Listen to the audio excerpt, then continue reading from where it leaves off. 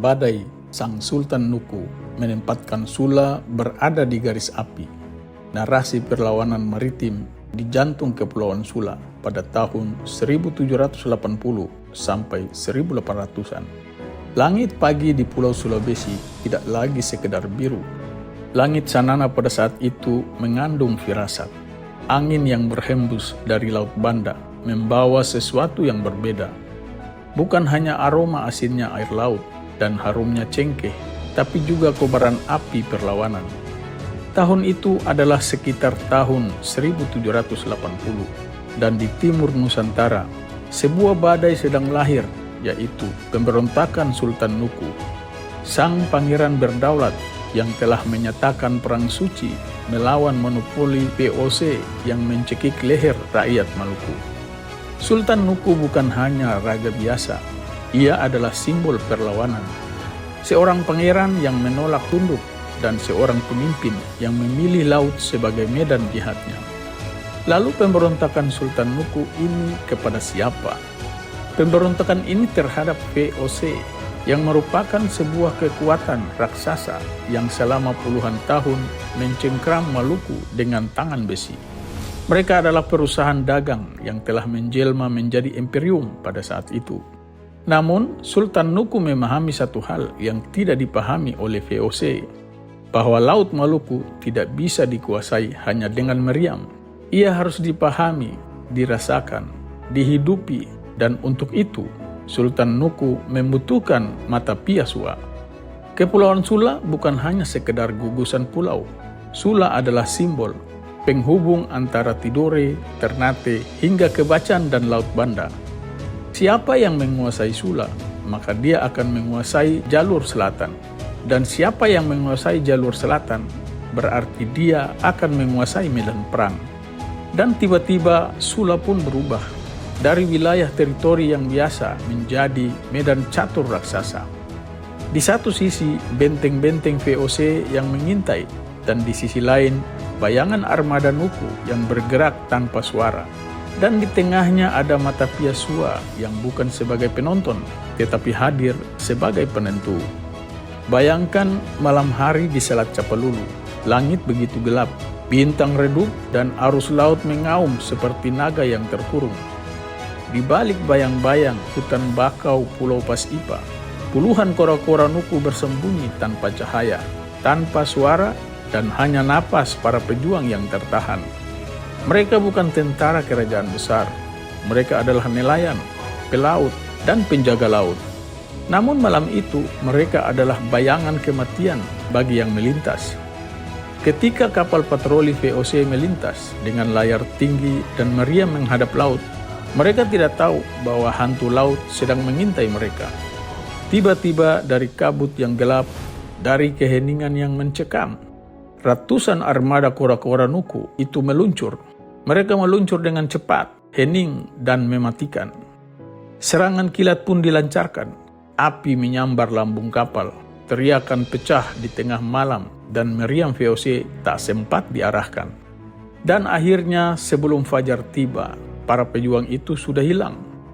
Mereka kembali ke hutan Taliabo. Armada lain kembali ke Teluk Pasipa.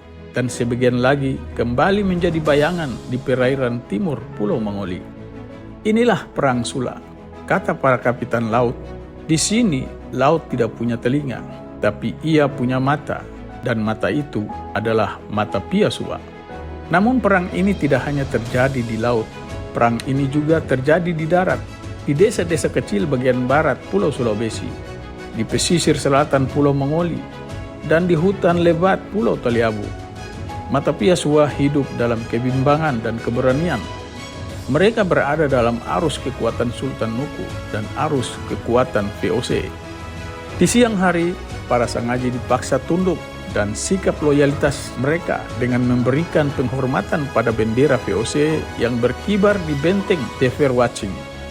Namun malam hari segalanya berubah. Tanpa suara, tanpa jejak, perahu-perahu kecil bergerak diam-diam, membawa sagu, air, dan informasi menuju para gerilyawan Nuku. Sula pada saat itu menjadi wilayah abu-abu.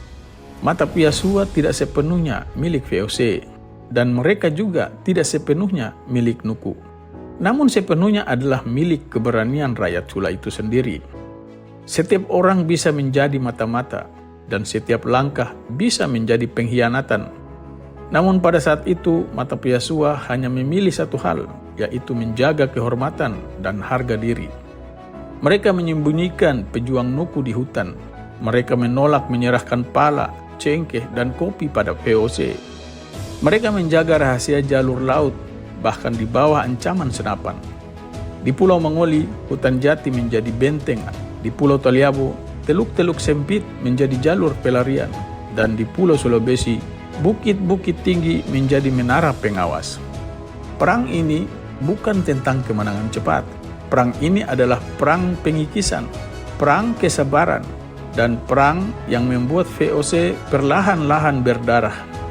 Serangan Sultan Nuku dari Sula hingga Pulau Bacan memutus jalur logistik, mengganggu komunikasi, melemahkan dominasi laut, dan untuk pertama kalinya VOC mulai terlihat terkalahkan.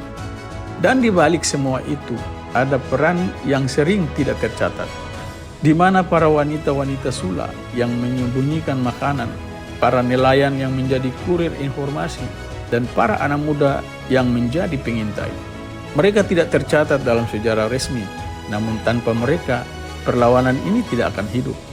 Tahun demi tahun berlalu, pertempuran demi pertempuran terjadi, dan akhirnya perjuangan itu membuahkan hasil. Sultan Nuku berhasil mengembalikan kedaulatan Kesultanan Tidore. Namun kemenangan Sultan Nuku ini bukan hanya milik orang-orang Tidore, tetapi juga milik mata pihak Sua. Karena dari sinilah, di antara Sulawesi, Mangoli, dan Taliabo, kobaran api perlawanan itu dijaga, kobaran api yang tidak pernah padam. Hari ini, jika kita berdiri di pantai Sanana, mendengar angin yang berhembus di antara pepohonan, atau melihat laut yang tenang, kita mungkin tidak melihat perang.